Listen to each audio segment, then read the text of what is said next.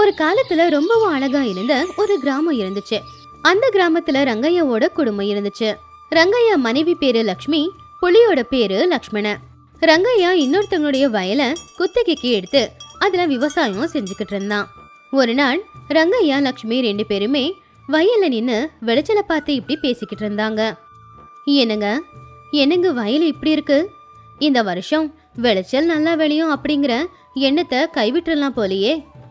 வயலை பார்க்கும்போது எனக்கு ரொம்ப பயமா இருக்குங்க. இந்த வருஷம் நம்ம நிலைமை என்ன ஆகுமோ என்னவோ.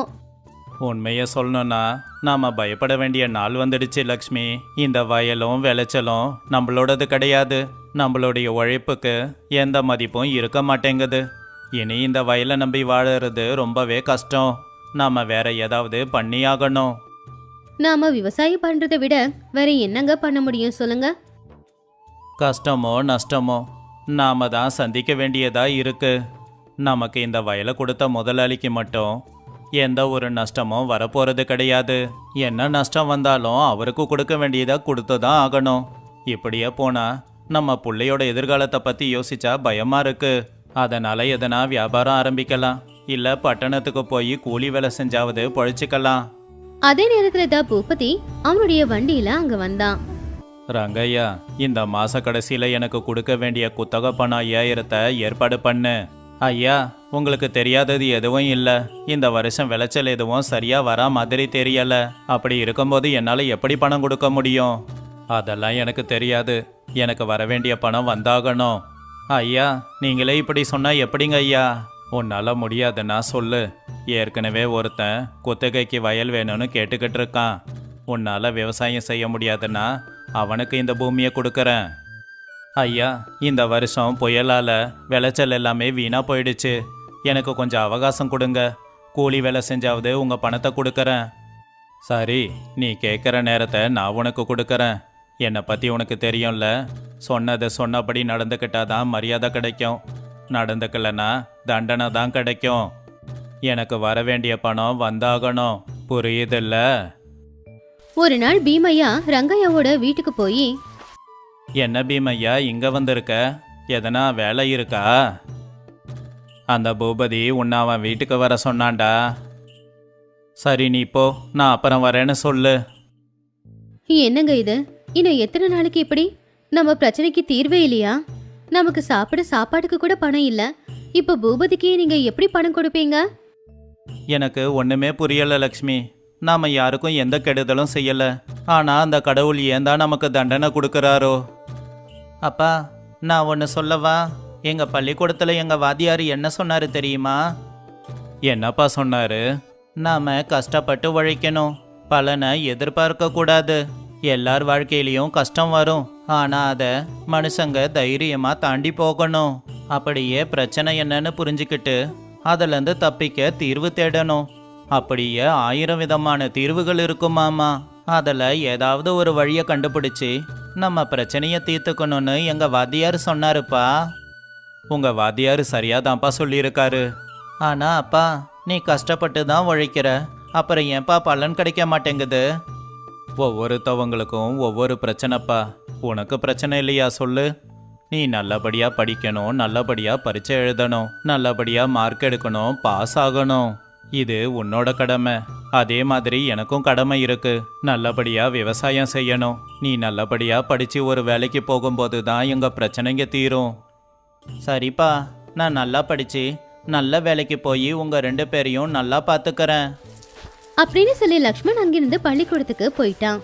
சின்ன பையனா இருந்தாலும் நம்ம புள்ள சரியா சொன்னால. ஆமாங்க, பேசுறதையெல்லாம் கேக்குறதுக்கு நல்லாதான் இருக்கும்.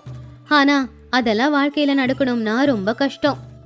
அவன் பேச்ச கேட்டு எனக்கு ஒரு யோசனை வந்திருக்கு. அப்படியா? என்னங்க யோசனை?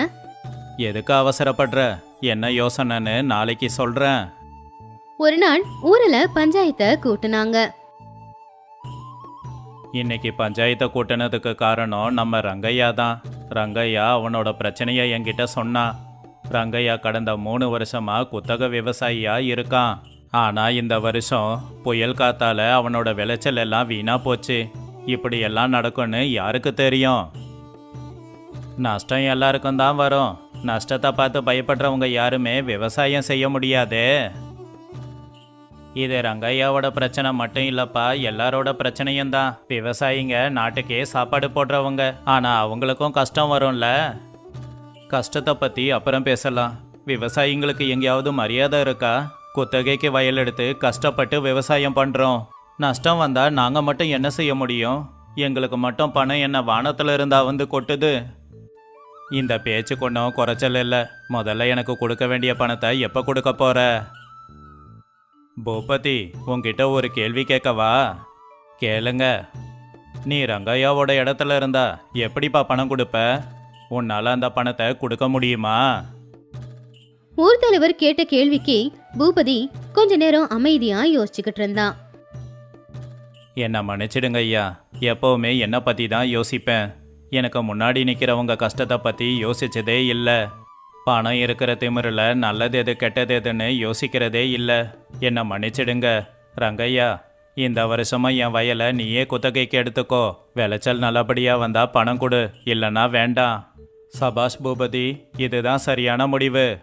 ஒரு நாள் ரங்கையாவோட வீட்டுல லக்ஷ்மணன் அவனுடைய புத்தகத்தையெல்லாம் ஓரம் எடுத்து வச்சான். அப்பா, நீ படுற கஷ்டத்தை பார்க்கும்போது எனக்கு படிக்கணும்னே தோணலப்பா. பேசாமல் நானும் கூலி வேலைக்கு வரவா? டே, எப்போவுமே நீ இந்த மாதிரி ஒரு வார்த்தை மட்டும் பேசவே கூடாது. நீ நல்லபடியாக படிக்கணும்னு தான் அப்பா எப்போவுமே ஆசைப்படுறேன்.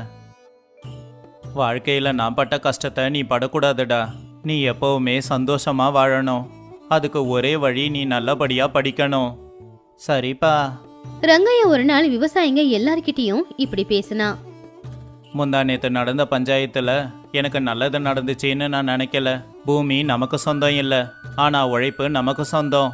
நம்ம குரல் அரசாங்கத்துக்கு கேட்கணும். சட்டங்கள் மாறணும். அரசாங்கத்தை நாம் கேட்போம். நமக்கும் ஒரு அடையாளம் வேணும் இல்லையா? நானும் பெருசாக படிக்கலை, சொந்தமாக வயலும் இல்லை. விவசாயத்தை தவிர வேற எதுவுமே எனக்கு தெரியாது. என்ன மாதிரி ஆளுங்களுக்காகவும் ஒரு வழியை நீ சொல்லணும் ரங்கையா. ஒரு நாள் விவசாயிங்க எல்லாரும் சேர்ந்து ஊர் தலைவரை சந்திச்சாங்க. ஐயா, எங்களை மாதிரி குத்தக விவசாயிங்களுக்கும் நஷ்ட ஈடு வேணும். எங்களுக்கு சொந்தமா வயல் இல்லை, அதுக்கு எதனா ஏற்பாடு பண்ணுங்க.